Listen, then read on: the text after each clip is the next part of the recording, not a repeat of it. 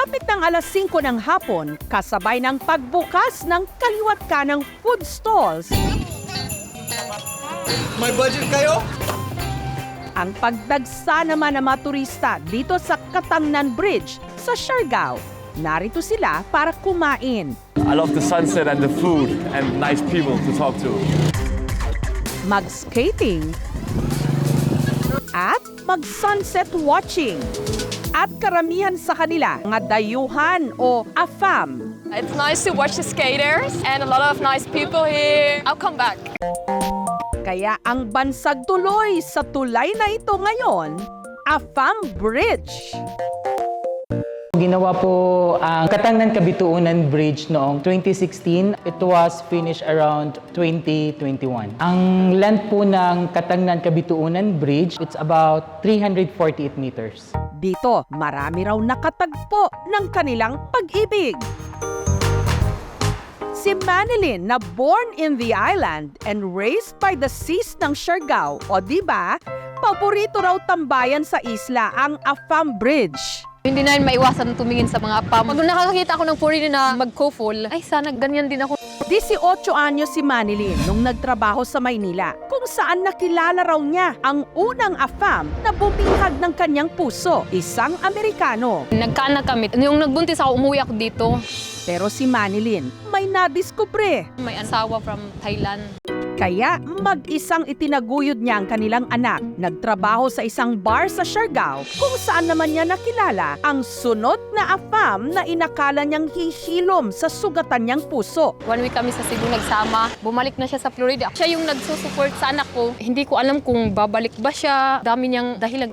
At ewan kung bakit AFAM magnet daw talaga si Manilyn. Dahil sa ikatlong pagkakataon, umibig na naman siya sa isang foreigner mula naman sa Australia. Iniisip ko baka ito na yun. Sana Lord, sana ito na nga. 1 week siya nag-stay dito. Sa 1 week na yun, nakabuo kami. Yun yung pangalawa ko. So sinabi ko sa kanya, parang na-shock siya. Iniisip niya, sa akin ba yun? Nasaktan ako. Pero si AFAM number 3, lumipad pabalik ng land down under. Since nung nag-birth ako sa baby ko, pangalawa, hindi na siya nagkukontak until now. Si Manilyn sa pang-apat na pagkakataon, nag-fall naman sa isang Swedish guy. Ang dahilan din yun ng paghiwalay namin, ma'am, away. Kala ko another. Ay, Diyos ko, ang ganda talaga. Ang ganda ng beauty. Sa kakahanap mo ng the one, minamalas pa rin. Kaya si Manilyn madalas magmuni-muni sa AFAM Bridge. Nangangarap na ang susunod niyang mamahalin ang taong handa na raw siyang seryosohin. Hanggang dito nga nag-cruise ang landas nila ng Australianong si Blake. Nag-celebrate siya ng December 25 sa bahay ng friend ko. Hanggang doon, nag-umpisa yung pag-uusap namin. Si Blake na inlababo raw agad kay Manilyn. Sabi ng asawa ng kaibigan ko, ano bang ginawa mo? Bakit daw patay na patay sa'yo? Sabi ko, iwan ko.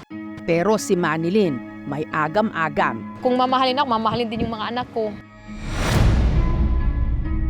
At si Blake, literal na 1 linggo lang din sa Siargao. Umuwi na ng Australia nitong Enero. Alam ko na mga style ng mga foreigner, pupunta dito, tapos uuwi. Kontak lang saglit, tapos wala na. 1 linggong pag-ibig lang ba talaga ang lahat? Gaya ni Manilyn, tambayan din ng surfing instructor na si Merlan ang AFAM Bridge. Kaya pa ako nandito madalas kasi po nakakawala ng pagod tapos ang sarap tingnan ng mga tao, ibang lahi, tapos maganda yung sunset. Hindi naman daw sa pagmamayabang, pero si Merlan ma-appeal daw talaga sa mga foreigner. Marami talaga nakatingin, yan, nagpapansin, nakangiti palagi. Gusto talaga nila na aakitin ka.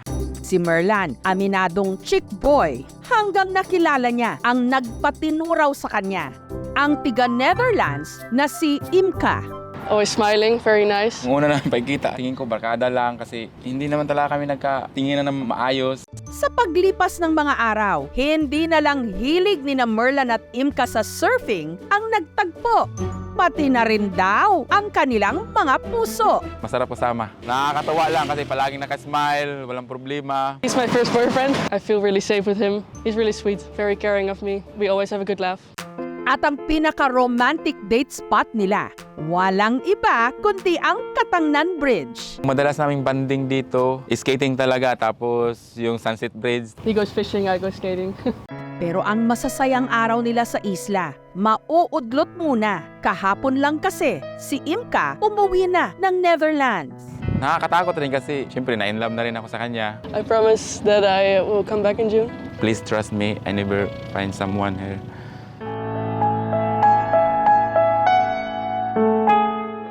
Samantala, kung inakala nyong isang linggong pag-ibig lang na naman si Manilyn at Blake,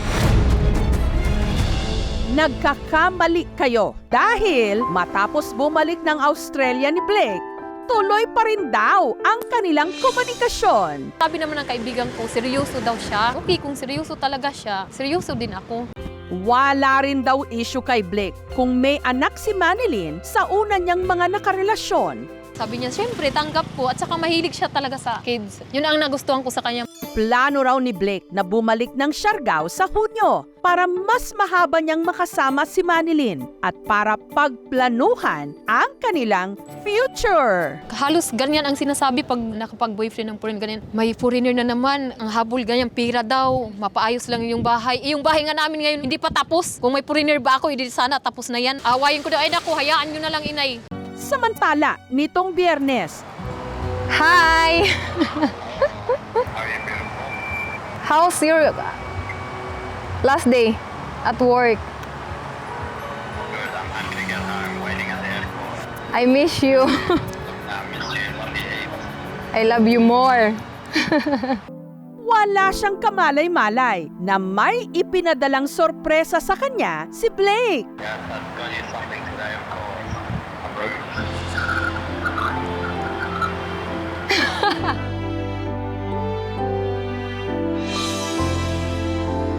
Thank you, babe. You always take care and thank you for loving me.